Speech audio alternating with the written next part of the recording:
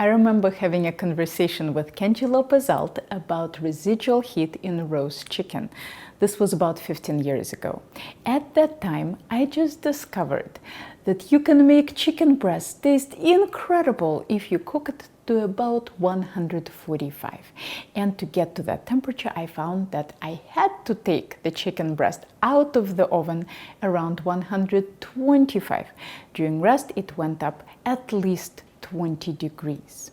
I described this idea to Kenji and he was surprised.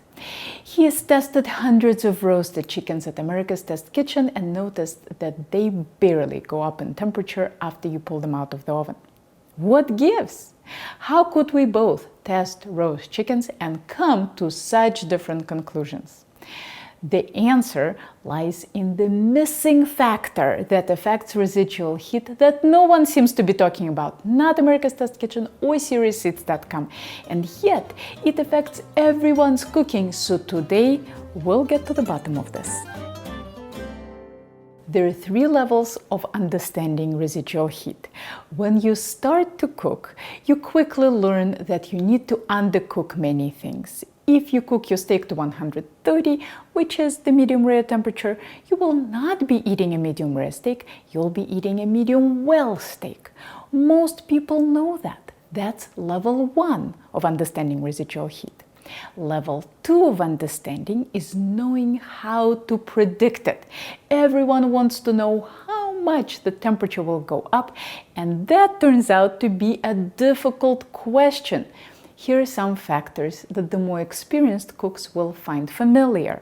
The first is the thickness of the meat. All else being equal, thinner meat will not go up in temperature as much as thicker meat. That's because, given its volume, it has more surface area exposed to the room temperature, so it cools off faster. The second factor is the heat intensity the meat was exposed to right before rest. The higher the heat, the more the temperature will go up during rest because the outer layers of the meat will be hotter. But this doesn't explain why Kenji and I saw such different results. Both of us were cooking very bulky things, whole roast chickens and whole chicken breasts. Both of us were using high oven temperatures. And that's where the missing factor comes in. The temperature at which you take the food off the heat makes a huge difference. I was taking my chicken off at 125 and Kenji at 165 because America's Test Kitchen has to follow USDA safety rules for home cooks. To show you just how much this temperature matters, I simmered 2 identical eggs in water at the temperature of 205. But I pulled one egg out earlier than the other. The first egg was 122 when I pulled it out. Then I patiently stood there for about 6 minutes and watched its temperature soar to 154 before it started to go down. That's a 32-degree rise. I'm sure there was some user error. It took me a little time to find the minimum temperature, and then I had to stand perfectly still to keep the thermometer in the same spot. But the huge rise is undeniable. Eggs look completely raw at 140. This egg was nowhere near that, even in the very center. The second egg came out at 160. It went up too, but only for 3 minutes and only by 10 degrees, maxing out at 170.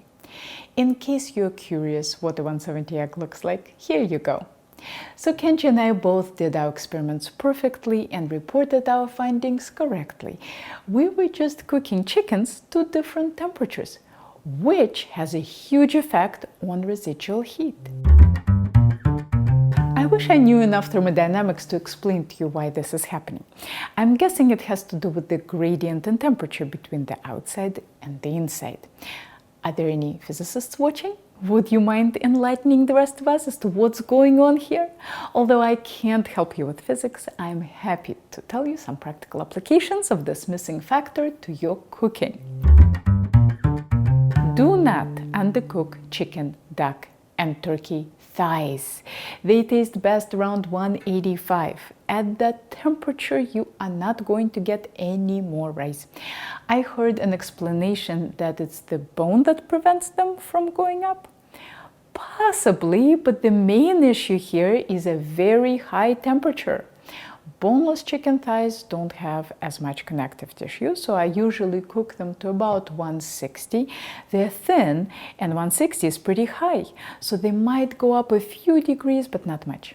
Do not undercook your breads and cakes, unless you want a chocolate cake with a runny center. When I started baking breads, I was often underbaking.